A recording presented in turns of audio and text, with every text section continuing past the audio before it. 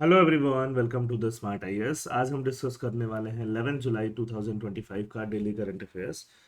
तो इसमें हम लोग दो टॉपिक डिस्कस करने वाले हैं। First is population and progress. Population और प्रोग्रेस एक दूसरे से कैसे रिलेटेड है वो हम डिस्कस करने वाले हैं। सोशल जस्टिस, इकॉनमी, उसके अलावा आप बात करो सोसाइटी, ज्योग्राफी, सबके लिहाजे से ये टॉपिक जो है वो काफ़ी इम्पोर्टेंट रहने वाला है। Second is 2025 BRICS declaration. BRICS declaration के बारे में है जो कि इंटरनेशनल रिलेशन के लिहाजे से क्या रहने वाला है, इंपॉर्टेंट रहने वाला है। ठीक है।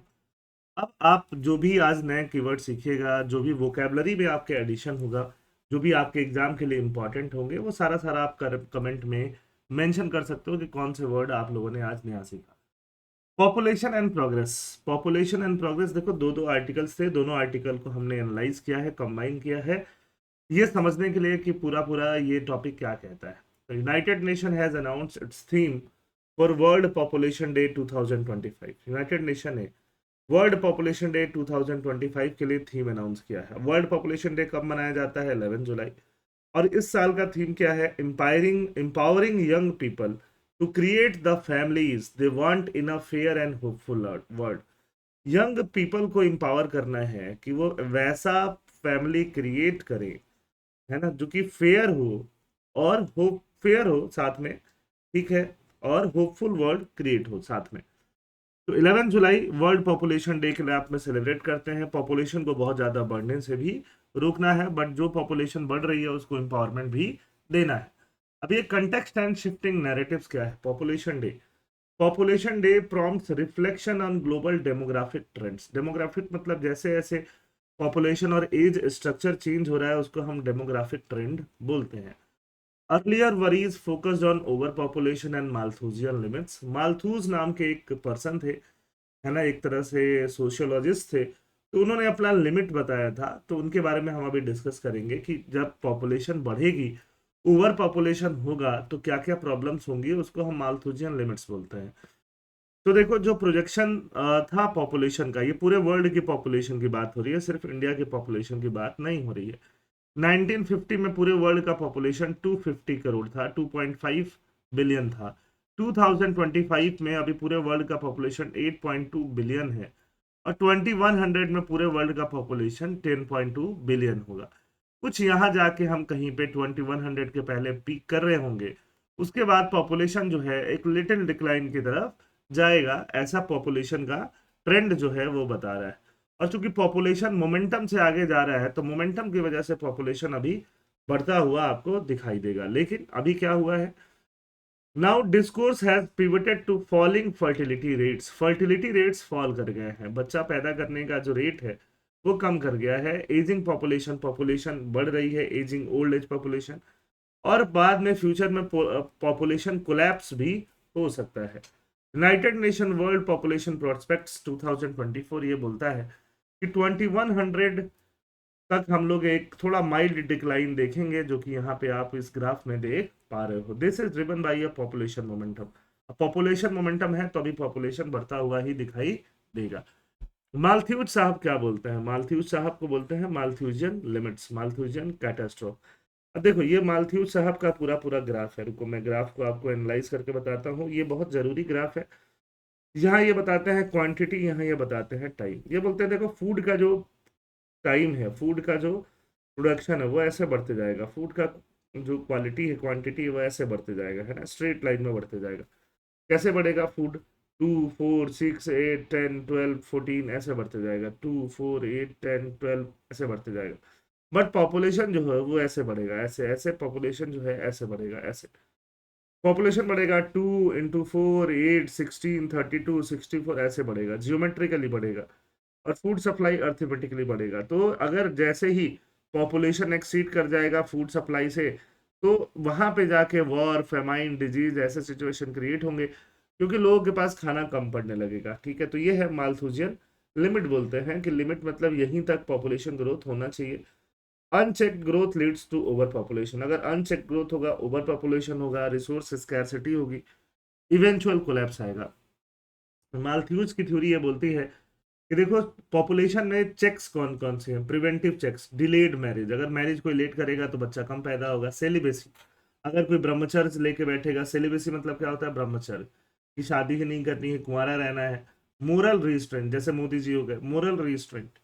मोरल रेस्ट्रेंट मतलब मोरली वो रिस्ट्रेन करेगा कि हमें बच्चा नहीं करना है, फैमिली प्लानिंग करेगा प्रॉपर कि एक बच्चा ही करना है। तो ये सब क्या है, प्रिवेंटिव चेक्स है। पॉजिटिव चेक्स, ये मालथ्यूज बताते हैं कि पॉजिटिव चेक्स क्या है, कि फेमाइन आई, बहुत लोग भूखे मर गए, है ना, डिजीज आया, कोविड जैसा बहुत लोग मर गए, वॉर हुआ, रशिया यूक्रेन जैसा बहुत लोग मर गए, लोगों का पुअर लिविंग कंडीशन, तो इस हिसाब से लोग मरते रहेंगे। तो चेक्स होता रहेगा पॉपुलेशन के अंदर। मालथ्यूजियन लिमिट्स क्या का क्रिटिसिज्म भी है, ऑब्वियसली ये सारी चीजें को आप अच्छा नहीं बता सकते हो। क्रिटिसिज्म क्या है, टेक्नोलॉजिकल प्रोग्रेस, ग्रीन रेवोल्यूशन हुआ, फूड शॉर्टेज को काफी हद तक हम लोगों ने कम किया, फर्टिलिटी रेट्स अब फॉल कर रही हैं, राइज नहीं कर रही हैं। Focus today is on right based family planning. अब आज फोकस होना चाहिए राइट, राइट मतलब अधिकार, अधिकार बेस्ड फैमिली प्लानिंग पे, कि हाँ कोई अपने हिसाब से अपनी फैमिली को प्लान कर पाए। किसी को नहीं फैमिली प्लान करना है, किसी को नहीं बेबी करना है, नहीं करे। किसी को एक बच्चा करना है, एक बच्चा करे, किसी को दो करना है, दो करे, तीन करना है, तीन करे, पूरा प्लान तरीके से करे। पॉपुलेशन कंट्रोल पे प्लानिंग नहीं होना चाहिए। की टर्म्स एसोसिएटेड, क्या क्या आगे की टर्म्स आने वाले हैं और आ चुके हैं, वो हम एक बार देख लेते हैं। प्रो नेटलिस्ट पॉलिसी, नेटलिस्ट मतलब बर्थ रेट से रिलेटेड पॉलिसी, प्रो मतलब positive. Government initiative to promote higher birth rate, जैसे रशिया में हायर बर्थ रेट प्रमोट किया जा रहा है, जापान में, चाइना में, साउथ कोरिया में, जहां फर्टिलिटी डिक्लाइन हुई है। कोअर्सिव प्रो नेटलिज्म मतलब कोअर्सिव, कोअर्स करके, फोर्स से, है ना। Pronatalist measure that pressure और manipulate reproductive choices. Total fertility rate India में क्या है, उतने एक वुमेन जो है वो उतने बेबी प्रोड्यूस करे जो कि पॉपुलेशन को रिप्लेस कर दे, एजिंग पॉपुलेशन को। ठीक है, तो इंडिया में एक वुमेन के लिए टोटल फर्टिलिटी रेट क्या है, 2.1, कि 2.1 बच्चा अगर एक वुमेन पैदा करती है, एवरेज है इसलिए 2.1 आएगा। उसको वो एक रिप्लेसमेंट लेवल बोला जाएगा कि एजिंग पॉपुलेशन को ये 2.1 बच्चे क्या करेंगे, रिप्लेस कर देंगे। ठीक है, 2.1। बाकी अलग अलग कंट्रीज के लिए थोड़ा अलग अलग हो सकता है। Demographic lag effect, time lag between changes in fertility, mortality and population outcome. ठीक है, उसको क्या बोलते हैं, डेमोग्राफिक लैग। डेमोग्राफिक डिविडेंड किसको बोलते हैं, जब भी पॉपुलेशन का एज स्ट्रक्चर शिफ्ट हो रहा होता है ना, ज्यादा ज्यादा यूथ ज्यादा हो जाए, जैसे इंडिया में वर्किंग एज पॉपुलेशन जो है अगर वो ज्यादा हो गई, तो वर्किंग एज पॉपुलेशन ज्यादा हो जाए, उसको क्या बोलोगे, डेमोग्राफिक डिविडेंड, क्योंकि इकोनॉमिक ग्रोथ पोटेंशियल बढ़ जाएगा। When the share of working age population is larger than non-working age population, the change in age structure is typically brought on by a decline in fertility and mortality rates. Economic survey says that demographic dividend would peak around 2041. India का demographic dividend 2041 तक peak हो जाएगा, when the working age group will be 59% of India's total population. जब working age group जो होगा वो India के population का 59% होगा। एक confederation of Indian industry CII की रिपोर्ट बोलती है, India's demographic dividend could boost India GDP growth from current 3 trillion to 9 trillion by 2030 and 40 trillion by 2047। CII की रिपोर्ट ये बोलती है कि इंडिया का जो डेमोग्राफिक डिविडेंड है, डेमोग्राफिक डिविडेंड मतलब वर्किंग एज पॉपुलेशन है, उसकी वजह से इंडिया का जीडीपी 3 से 9 हो जाएगा, 2030 तक हमारा जीडीपी 9 हो जाएगा, और 2047 तक, है ना, जब हम आजादी के 100 साल मना रहे होंगे, तो 40 ट्रिलियन का हमारा जीडीपी हो जाएगा। सिर्फ क्योंकि वर्किंग एज पॉपुलेशन ज्यादा है तो ग्रोथ हमारा होते रहेगा, है ना। फैमिली साइज किसी का और लाइफ स्पैन, कितना वो लाइफ गुजारेंगे, ये दोनों मिलके क्या बनता है, डेमोग्राफिक डिविडेंड। लेबर कहाँ से आएगा, फैमिली साइज और लाइफ स्पैन से ही आएगा। लेबर है, वही ह्यूमन कैपिटल बनेगा, वही इकोनॉमिक ग्रोथ बनेगा, वही सेविंग बनेगा, और इस तरह से पूरी इकोनॉमी को क्या मिलेगा, फायदा मिलेगा। India's demographic opportunity, with 371 million youths, India has the largest youth population globally as per United Nations Children Fund. United Nation Children Fund UNICEF के हिसाब से इंडिया के पास लार्जेस्ट यूथ पॉपुलेशन है। If properly harness this could add 1 trillion US dollar to GDP by 2030। सिर्फ additional 1 trillion हमारा GDP बढ़ जाएगा सिर्फ इसकी वजह से ही, है ना। 2011 में हमारे पास 39% डिपेंडेंट पॉपुलेशन थे। ठीक है, वर्किंग एज पॉपुलेशन 61% थे, अभी हमारे पास 65% वर्किंग एज पॉपुलेशन है। ठीक है, अभी हमारे 2051 में भी हमारे पास 62% वर्किंग एज पॉपुलेशन रहेंगे। यूनाइटेड नेशन पॉपुलेशन फंड बताता है ये 2031 में ऐसा होगा। तो हमारे पास more than 60% working age population 2050 तक भी दिख रहे हैं।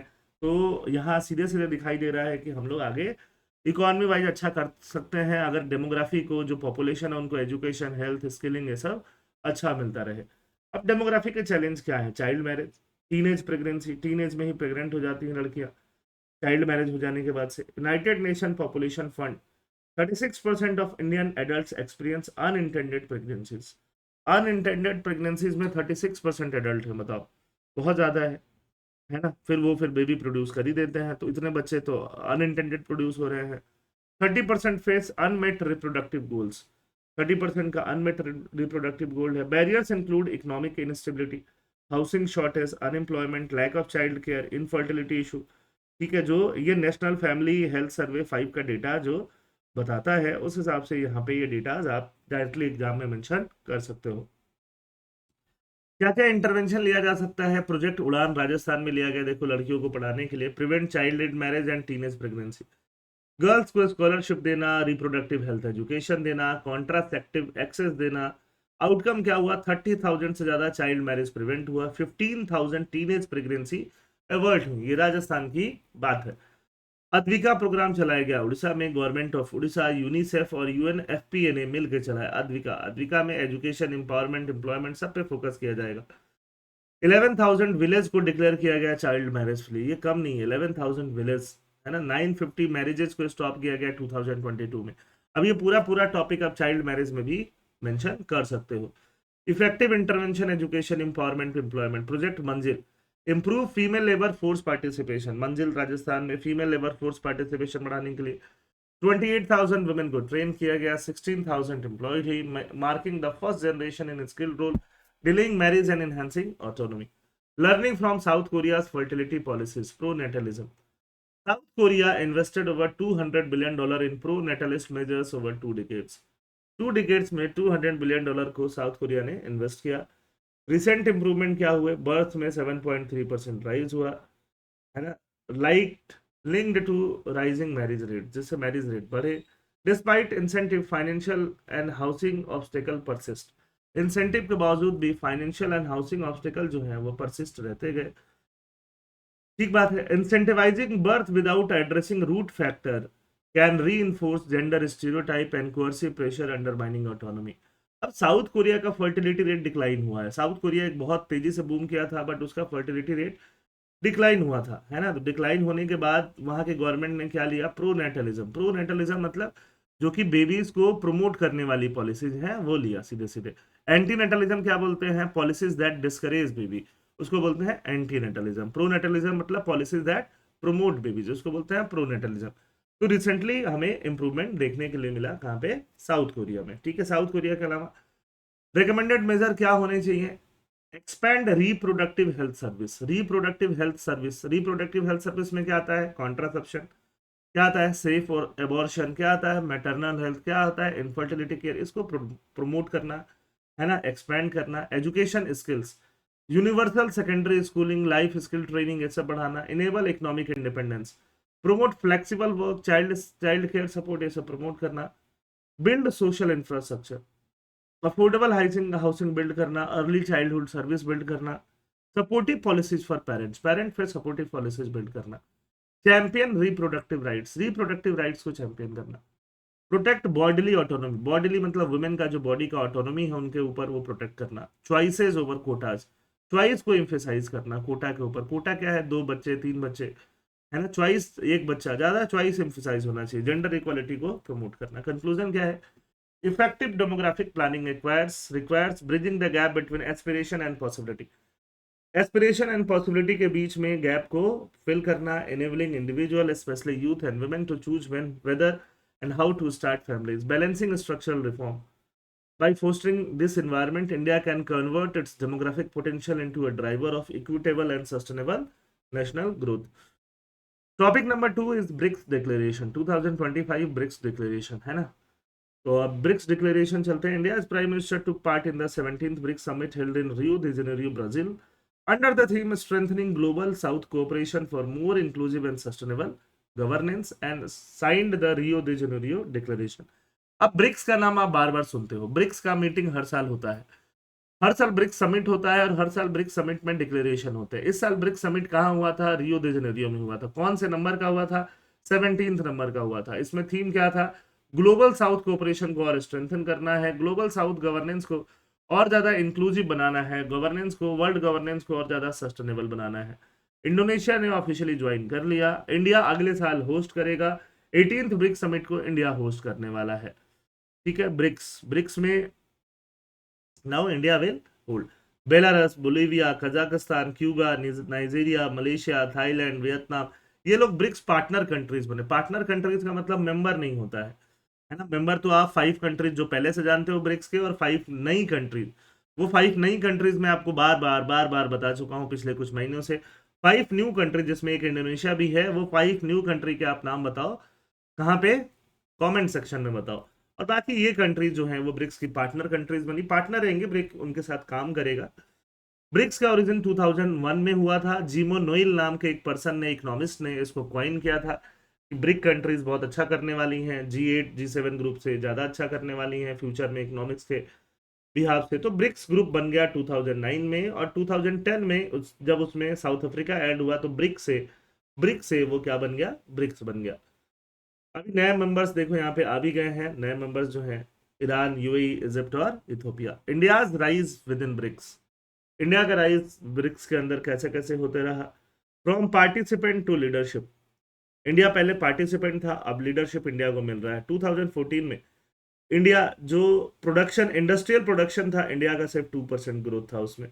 अभी इंडिया ग्रोथ 6.4% है। सबसे ज्यादा हाईएस्ट इंडिया का ही ग्रोथ दिखेगा आपको इंडस्ट्रियल प्रोडक्शन में। तो इंडिया एक लीडर की तरह उभरा है। ब्रिक्स के कंट्रीज आप यहाँ पे देख सकते हो। ब्रिक्स मेंबर टोटल 10 है, ब्रिक्स पार्टनर 8 है। ठीक है, तो ब्रिक्स पार्टनर अलग है, मेंबर्स अलग हैं। की आउटकम्स इस बार के क्या रहे? सबने बोला कि ग्लोबल गवर्नेंस को रिफॉर्म करना पड़ेगा। Governance, world governance, global governance मतलब United Nation for example.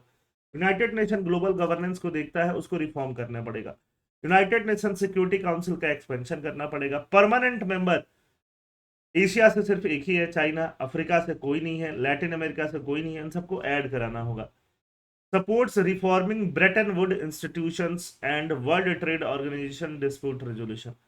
Support किया कि वर्ल्ड ब्रेटन वुड इंस्टीट्यूशन को क्या करना पड़ेगा? रिफॉर्म। आईएमएफ को, वर्ल्ड बैंक को, डब्ल्यूटीओ को रिफॉर्म करना पड़ेगा। डब्ल्यूटीओ वर्ल्ड ट्रेड ऑर्गेनाइजेशन जो है ना, जो ट्रेड के लिए बना है, उसका डिस्प्यूट का रेजोल्यूशन काम ही नहीं करता, उसको रिफॉर्म करने की जरूरत है। सस्टेनेबल डेवलपमेंट पे बातें हमेशा होती हैं, क्लाइमेट चेंज पे बातें हमेशा होती हैं। MOU, memorandum of understanding endorse किए गए ब्रिक्स कार्बन मार्केट पार्टनरशिप के ऊपर कि कार्बन प्राइसिंग, कार्बन एमिशन को कैसे मैनेज किया जाएगा। ब्रेटन वुड क्या है? वर्ल्ड वार जब खत्म हो गया था, सेकेंड वर्ल्ड वार, तो वर्ल्ड को रिकंस्ट्रक्ट करना था। रिकंस्ट्रक्ट करने के लिए फाइनेंशियल एजेंसीज की जरूरत थी। उसके लिए ब्रेटन वुड में कॉन्फ्रेंस होता है और दो बॉडीज, अग्रीमेंट बनता है और दो बॉडीज बनाई जाती हैं। एक का नाम होता है आईएमएफ, दूसरे का नाम होता है वर्ल्ड बैंक। तो ये ब्रेटन वुड में भी इंस्टीट्यूशन में रिफॉर्म की जरूरत है। ही outcomes of the 17th BRICS summit, और क्या था? Piece and security. अफ्रीका के कुछ भी प्रॉब्लम के लिए अफ्रीकन सॉल्यूशंस लगेगा। गाजा, गाजा जो आप देखते हो, पैलेस्तीन, गाजा, तो गाजा में सीज फायर के लिए बोला ब्रिक्स ने, और दो टू स्टेट सॉल्यूशन, मतलब पैलेस्तीन एक अलग स्टेट बने, इजराइल एक अलग, उसको प्रमोट किया। ठीक है, condemn the Pahalgam terror attack. ये बहुत बड़ा इंडिया का जीत रहा है एक तरह से। एससीओ में इंडिया ये नहीं कर पाया, बट ब्रिक्स में इंडिया ये कर पाया। पहलगाम टेरर अटैक को यहाँ पे कंडेम किया गया। एससीओ की मीटिंग अभी कुछ दिनों पहले हुई थी, जहां राजनाथ सिंह ने वहां पे साइन नहीं किया था। इस वजह से नहीं किया था कि पहलगाम टेरर अटैक को वहां पे मेंशन नहीं था। Financial cooperation progressed on cross border payment initiative to reduce reliance on the US dollar. US dollar के ऊपर रिलायंस जो है उसको घटाना है। क्रॉस बॉर्डर, क्रॉस बॉर्डर मतलब India China, India Brazil, India South Africa, Brazil South Africa, इनके बीच क्रॉस बॉर्डर पेमेंट में यूएस का डॉलर जो है उसका रिलायंस घटाना है। ये ब्रिक्स की दो दो अलग अलग मल्टीलेटरल बैंकिंग है। एक बैंक है ब्रिक्स का न्यू डेवलपमेंट बैंक, या ब्रिक्स बैंक बोलते हैं, उसको एक्सपेंड भी किया जाएगा। ब्रिक्स मल्टीलेटरल गारंटीज को भी एक्सपेंड किया जाएगा। इन्वेस्टमेंट रिस्क को लोअर किया जाएगा, है ना। की आउटकम्स ऑफ द 17 ब्रिक्स, और क्या है? टेक्नोलॉजी और डिजिटल इकोनॉमी में काम होगा, एआई गवर्नेंस में, डेटा इकोनॉमी समझना है। Agreed to establish a BRICS space council for joint space initiative. Health and social development, launched BRICS partnership for elimination of socially determined disease. Socially determined disease क्या है? TB. TB को क्या किया जाएगा? Eliminate किया जाएगा, है ना। हेल्थ इनिक्विटीज को एड्रेस करने के लिए health and social development. Key outcome of the 17 BRICS summit क्या है? Rejection of unilateralism and trade distortion, unilateralism का रिजेक्शन एंड ट्रेड का distortion, no explicit reference to the US but the declaration criticise unilateral tariff and non tariff barriers that violate WTO norms. कोई reference नहीं दिया गया but इस declaration ने criticise किया unilateral tariff को और नॉन टैरिफ बैरियर्स को, जैसे कि यूएस जो है सब पे टैरिफ लगा रहा है उसको यहाँ पे सीधे सीधे क्रिटिसाइज किया गया, यूएस का बिना नाम लेते हुए क्रिटिसाइज किया गया, है ना, इम्प्लिसिटली बोला गया एक तरह से यूएस का नाम। यूरोपियन यूनियन का भी है कार्बन बॉर्डर एडजस्टमेंट मैकेनिज्म, कि इंडिया का स्टील अगर यूरोपियन यूनियन जाएगा, इंडिया का गुड्स यूरोपियन यूनियन जाएगा, इंडिया का स्टील प्रोडक्शन में मान लो बहुत ज्यादा कार्बन डाइऑक्साइड एमिट हुआ है, वो अगर यूरोपियन यूनियन जाएगा तो यूरोपियन यूनियन उस पर ज्यादा टैक्स लगा देगा क्योंकि कार्बन ज्यादा एमिट करके आया है वो स्टील, है ना। तो उसको बोलते हैं European Union carbon border adjustment mechanism. इन सबको बिना एक तरह से नाम लिए क्रिटिसाइज किया गया, समझ में आ रही बात, है ना। तो यूनिलैटरलिज्म को रिजेक्ट किया गया, ट्रेड डिस्टॉर्शन जो यूरोपियन यूनियन ने किया उसको रिजेक्ट किया गया, यूनिटी को दिखाया गया कि देखो ब्रिक्स मेंबर एक साथ साथ हैं, है ना, कंसेंसस पे बात होगी, डाइवर्सिटी पे बात होगी, ठीक है। इंडिया का देखो ये ग्लोबल जर्नी है, 2021 में इंडिया ने 150 ब्रिक्स इवेंट्स जो है स्टीयर किए। इंडिया जो है 2021 से कुछ आगे ही ज्यादा ब्रिक्स में आगे बढ़ रहा है। ब्रिक्स वुमेन बिजनेस अलायंस बनवाया, ये सब याद रखने की जरूरत नहीं है। स्टार्टअप नॉलेज हब बनवाया, BRICS remote sensing satellite constellation sign हुआ, ठीक है। तो ये सब इंडिया का इनिशिएटिव था। इंडिया ने ब्रिक्स बैंक को पावर किया है। इंडिया जब ब्रिक्स बैंक पहली बार बना था तो केवी कामत को अपॉइंट किया गया था पहला एनडीबी का first president. Launch at the 2014 BRICS summit as a symbol of south south cooperation, as a symbol of south south cooperation जैसे उनको लॉन्च किया गया। ग्लोबल बायोफ्यूल अलायंस बना टुवर्ड अ सस्टेनेबल फ्यूचर, ठीक है। Launch at the G20 summit in 2023, but ये सीधे सीधे ब्रिक्स के स्पिरिट में, साउथ साउथ कोऑपरेशन के स्पिरिट में जाता है।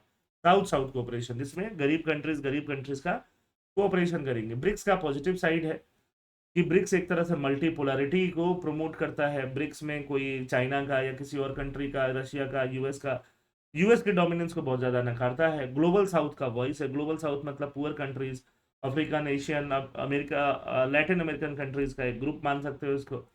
पॉजिटिव साइड क्या है? Economic and diplomatic gains India को यहाँ होते रहेगा। चाइना को, यूएस को, यहाँ पे चाइना को बैलेंस, चाइना रशिया के साथ हम एंगेज करेंगे, यूएस को बैलेंस करेंगे। इंडिया का ग्लोबल प्रोफाइल ब्रिक्स के साथ साथ बढ़ते जाएगा। India quota in IMF is currently 2.75। तो ब्रिक्स में जैसे जैसे इंडिया आगे बढ़ रहा है, इंडिया का कोटा आईएमएफ के अंदर भी बढ़ रहा है। इश्यूज क्या है ब्रिक्स में? चाइना डोमिनेट करता है, चाइना का इकोनॉमी इंडिया से 5 टाइम्स है। ब्रिक्स के अंदर, है ना, इंडिया के इंटरेस्ट कभी कभी कॉम्प्रोमाइज हो जाते हैं। टेररिज्म को कंडेम नहीं किया कर पाता है आदमी इंडिया, जब खासकर चाइना का डोमिनेंस जब ज्यादा दिखता है जिस साल। डी डॉलराइजेशन, चाइना ये चाहता है कि वर्ल्ड में यूएस डॉलर का अल्टरनेटिव निकाला जाए, डॉलर का अल्टरनेटिव निकाल के डॉलर को कम किया जाए, ठीक है। बट इंडिया को सावधान रहना पड़ता है, कॉशियस रहना पड़ता है, क्योंकि यूएस के साथ हमारा बहुत सारा ट्रेड एंड इन्वेस्टमेंट टाइज है। यूएस के हम सबसे बड़े ट्रेड पार्टनर, इंडिया हमारा सबसे बड़ा ट्रेड पार्टनर कौन है? यूएस है। की issues, economic and financial institution, new development bank is heavily influenced by China's agenda. New development bank China में ही है ना, ये ब्रिक्स बैंक भी बोलते हैं इसको। तो ये ब्रिक्स बैंक कब बना था? 2015 में फोर्टालेजा डिक्लेरेशन से बना था। हेडक्वार्टर शंघाई में है। तो बैंक क्योंकि वहां पे है इसीलिए चाइना का एजेंडा वहां पे ज्यादा चलता है। Support project tied to China's belt and, China का बेल्ट एंड रोड इनिशिएटिव को बहुत सपोर्ट करता है। Geopolitical constraint, India leadership in global south through BRICS is limited. India का जो लीडरशिप है ग्लोबल साउथ के थ्रू ब्रिक्स में वो थोड़ा लिमिटेड हो जाता है, चाइना का डोमिनेंस बढ़ जाता है, ठीक है। तो ये चाइना एंगल थोड़ा सा एक प्रॉब्लम है। इंडिया को क्या करना होगा? मल्टीपोलैरिटी को नेविगेट करना होगा। Limited leverage, India's economic and political power within BRICS and other grouping is constrained by China's dominance. Risk of isolation भी है और इन्फ्लुएंस भी रिड्यूस होने का इंडिया पे रिस्क है, ठीक है। वॉकिंग आउट ऑफ ब्रिक्स और similar groups without a better alternative में आइसोलेट इंडिया डिप्लोमेटिकली। तो हम वहां से निकल के बाहर नहीं आ सकते ब्रिक्स से, ब्रिक्स में भी और अच्छा हमें काम करते जाना होगा। Democracy versus real politics, western alliances prioritize strategic interest over democratic values, complicating India's strategic alignment. India का स्ट्रेटेजिक अलाइनमेंट क्या करती हैं? कॉम्प्लिकेट करती हैं। अब ये सबसे इंपॉर्टेंट ये है, इस साल का सिग्निफिकेंस क्या रहा? डिप्लोमेटिक सिग्निफिकेंस क्या रहा? Voice of the global south, ये एग्जाम में डायरेक्टली ऐसे लिख सकते हो। स्ट्रेटेजिक सिग्निफिकेंस क्या रहा? ब्रिक्स को एक्सपेंड किया गया मिडिल ईस्ट, अफ्रीका, एशिया में। इकोनॉमिक इन्फ्लुएंस, फेयर ट्रेड की बातें की गई, क्लाइमेट फाइनेंस की बातें गई, रिफॉर्म्ड फाइनेंशियल सिस्टम की बातें की गई, मल्टीलैटरलिज्म की बात क्या हुई, United nation, WTO, Brayton would system में रिफॉर्म की बात की गई। इंडिया का रोल क्या रहा, strengthen diplomatic capital on terrorism, climate and AI while maintaining strategic autonomy. तो डायरेक्टली ये जो टेबल है, ये टेबल बना के तो नहीं, बट ये पॉइंट फॉर्म में आप सीधे सीधे एग्जाम में मेंशन कर सकते हो। वे फॉरवर्ड क्या है, strategic recommendation, maintain dual engagement, India को डुअल एंगेजमेंट मेंटेन करना होगा। Expand global south leadership outside China shadow, China के शैडो के बाहर हमें ग्लोबल साउथ का लीडरशिप को मेंटेन करना पड़ेगा। इंडिया, ब्राजील, साउथ अफ्रीका, एक ग्रुप है इब्सा, ब्रिक्स के अलावा भी एक ग्रुप हमारा बना हुआ है, India, Brazil, South Africa, IBSA, ये पहले से बना हुआ है, उस पर हमें और काम करना पड़ेगा। इंस्टीट्यूट्स को रिफॉर्म, ब्रिक्स वगैरह, एनडीबी को, इनको और रिफॉर्म की बात करानी पड़ेगी। रिकमेंडेशन क्या है, इकोनॉमिक ग्रोथ को हम बढ़ाते जाएं, हम अपना कोर इंटरेस्ट को फॉर्मली असर्ट करते जाएं, terrorism, sovereignty. Diversify international partnership को डाइवर्सिफाई करते जाएं। Innovate in diplomacy, develop new कोalition and alliances based on thematic and strategic interests beyond traditional multilateral forum। Conclusion क्या है, 2025 BRICS declaration reflect a growing resolve among global south nation to reshape the global order. While internal contradiction persists, BRICS collective stand on trade, reform and geopolitical equity signals an evolving multipolar world, one where India plays a pivotal balancing and leading role। ठीक बात है। तो I hope आपको ये सारी चीजें समझ में आई होंगी। ब्रिक्स इस साल के लिए हाईली इंपॉर्टेंट है, मेंस के लिए भी, और पहला टॉपिक जो पॉपुलेशन है उस पे मेंस के लिए एक क्वेश्चन आप हमेशा उम्मीद कर सकते हो। ठीक है, थैंक यू एंड जय हिंद।